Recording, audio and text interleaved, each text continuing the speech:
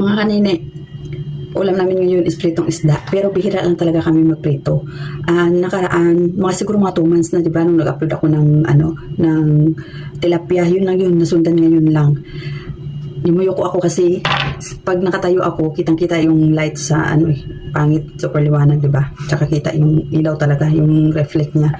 Ang cute ng isda namin, nasa asa, kakain naman kami ng isda kasi puro lang kami karne, di ba? Iwaan na natin.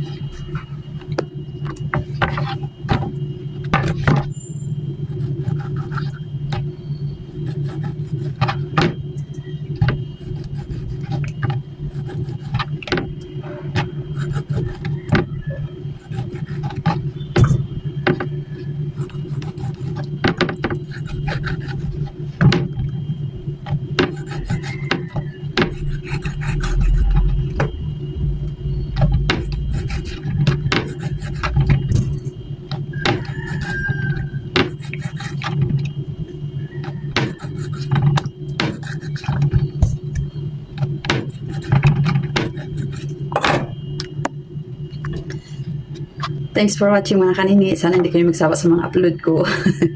Bye!